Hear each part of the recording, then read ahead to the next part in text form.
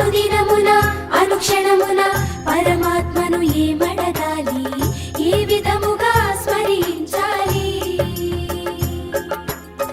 అనువనువున పరమాత్మతో అనుబంధము ఎటులుండాలి, ఏ తీరుగా ప్రేమించాలి. నాన్న కన్నా చిన్న వినుకోరా నిత్యం ధ్యానం చేస్తే చాలు మనసారా.